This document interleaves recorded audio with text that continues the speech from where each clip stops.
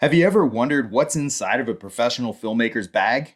Well, go ahead and strap yourself in because we're about to go anywhere and do anything.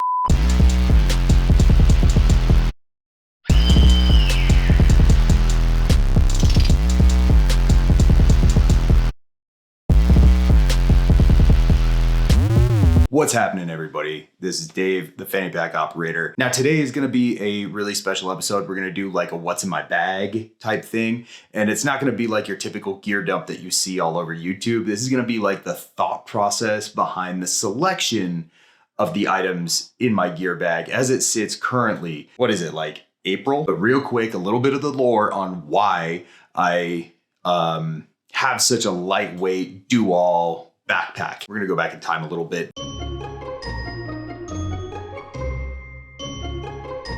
The year is 2015, and at the time I was an Army broadcast journalist doing news videos that you would see like in the United States or abroad in other countries, depending on who picked them up. And at the time there was this little newsworthy thing going on in Africa called the Ebola pandemic, and I was sent out there to go collect footage of what American non-government organizations and government organizations were doing to help the people of Liberia, Senegal, Ivory Coast, and stuff like that. I spent some time, like a week out in the jungles, come back, or a few days out in the jungles, come back, drop all my footage, create some videos, go back out again.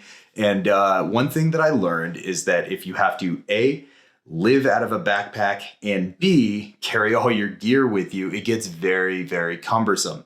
So I started stripping things down, pretty much just keeping like the bare minimum. It was about a six month trip. When I returned, I found myself building my own kit based off of the pitfalls and snags that I found while I was out in the field doing that.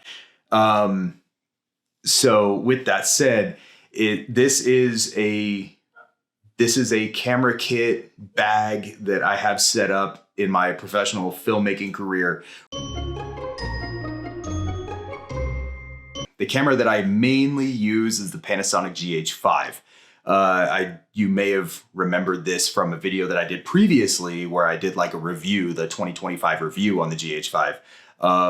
I stand by that. I'm using it right here. Why I choose the GH5 is for a few reasons. One is that it's extremely durable. I've taken this thing in extreme heat, cold, it's weatherproof. Some of the features that I really appreciated about the GH5 that got me into wanting this as my main camera in my kit bag was because of the shooting ability to get that 4K and 60 frames a second that I could slow down and make really awesome footage with. And of course, naturally, the in-body stabilization that I don't have to worry about having too much shaky footage or bring all these extra gimbals or anything like that. So this kind of like makes life a lot easier, just the camera alone. Of course, naturally, my favorite, most used feature of the GH5 is the variable frame rate. I can do this both in 4K at 60 frames per second, or I could go to full HD up to 180 frames per second. So anything fast-paced, action, skateboarding, rifle shooting, any of that stuff. I also generally keep a couple of other cameras with me depending on the situation. On most days, I carry with me a Sony a6-400. This is sort of like my little B cam. Also, if I'm with somebody and I need them to get a shot of something, I can just hand this to them. It's very easy to use. It's simple.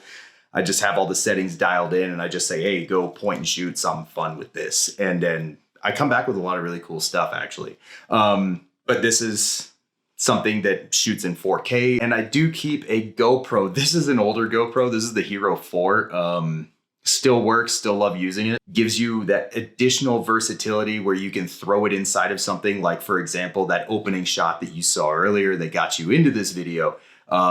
You could throw this in here, throw it on somebody on a chest rig, and then let them ride around on a motorcycle. You can't really talk about gear videos without mentioning lenses. Lenses are probably arguably the most important part of an image. So here we go. The first one that I rock is a Sigma Art Series 18-35. This is probably one of the most ubiquitous lenses you'll see with the GH5 kit.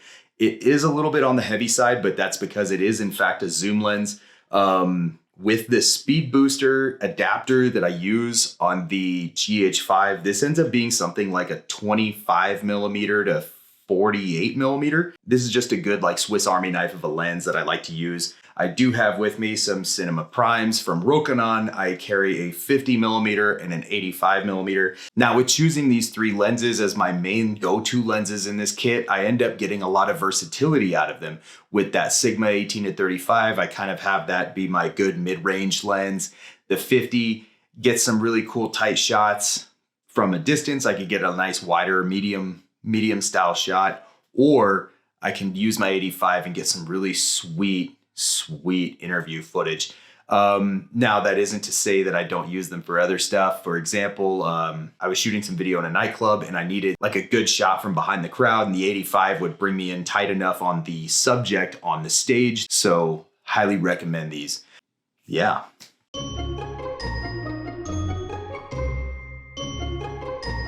George Lucas once said that the most important thing to any video is sound. And this is something I used to teach when I was a video instructor back in the day, is make sure you have good microphones.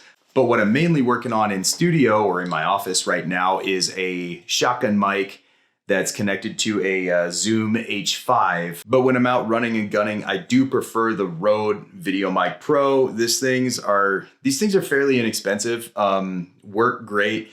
You just slap it on top of your camera. You know, it's omnidirectional, so it'll pick up a little bit of everything.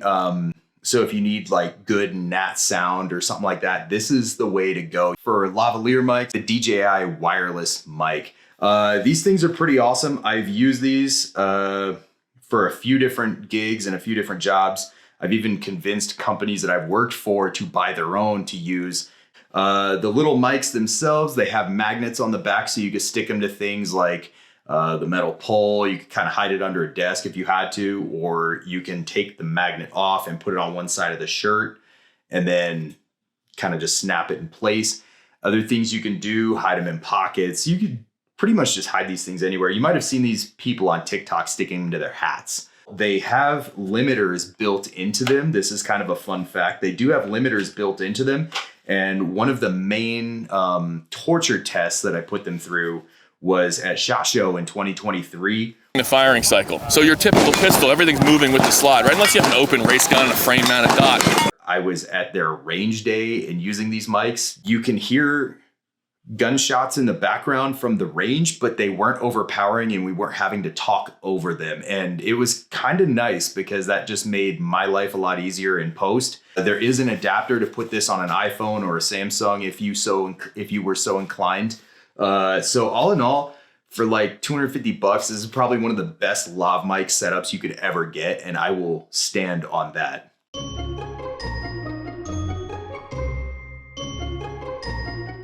Another item that I like to keep in my bag, drone and the remote. This is a DJI Mavic 3. This has the Hasselblad camera on it. You can do a lot with these. I like to do things with transitions where we start in the air and then do like a zoom blur to a point, like a doorway, a person doing something. And then sometimes we'll zoom back out and do other stuff. There's a lot of cool things that you can do with drones, and it kind of just allows you to, it's kind of like the difference between drawing a square and drawing a cube. If you are going to rock a drone, you do need to pay very close attention to your surroundings, things going on. Don't fly over people. But drones are worth it. I totally recommend them.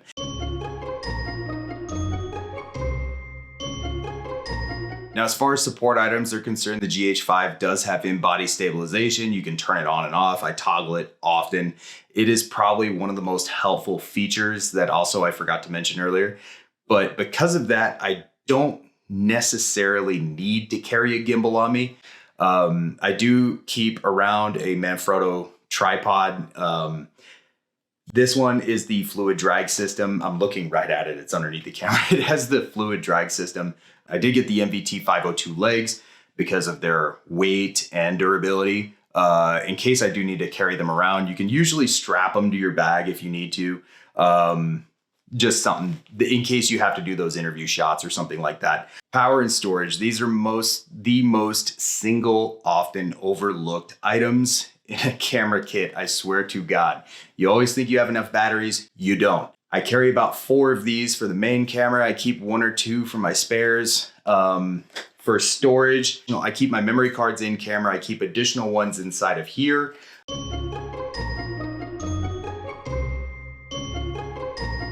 When I talk about accessories, I'm talking about things like markers, lens pens, headphones, ND filter, ND filters for the drone, and a notebook. If you bring a notebook and a white balance card, all of these things are essential, even though you don't think about them. You're always going to get some kind of stupid dust or something on a lens or a smudge. This thing takes it right off. You can find this one specifically at places like Walmart, and it's like $5 or $10.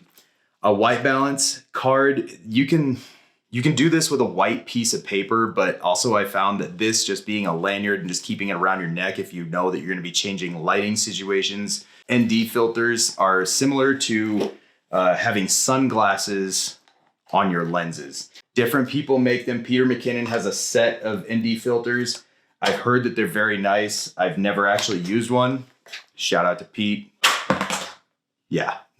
But yes, I also keep a few other things on me, maybe a coin, maybe a rubber band. I'll get to that in another video, so stay tuned. Headphones are super important though, because if you are doing something like an interview or needing that nat sound, you need to have your ears on to make sure that you're collecting the right sound or that people sound okay. Because sometimes background ambient noise will compete with the person's voice, and that'll mean that you may have to adjust a microphone. Back when I was an amateur, I had plenty of interview subjects that we would put the lav on a certain spot on their clothing and it would be facing the wind. You would hear the wind blow and overpower their voice, or they would move around too much in their windbreaker and ruin the sound because you would hear the clothes like. So there you have it. That's pretty much what's inside of my camera bag. This is, like I said before, this is something that came out of necessity of not being able to bring all of my gear and the stuff that I was living with, like my food, my water, my clothes with me. So I was able to consolidate everything into one bag. And since then, I've been able to build up kind of a kit that I can use for everything, like I said before, for either a vlog all the way up to like a commercial or a film or something like that. So this is kind of that nice, efficient, utilitarian kit that everybody dreams of, right here in a small package. Be sure to like, subscribe, do all that stuff. Tell me in the comments what you keep in your bag, or if I missed anything, what do you think I should add to mine? I would like to hear it. I want to know. In the meantime, Fanny Pack Operator out. Y'all stay safe and have an awesome day.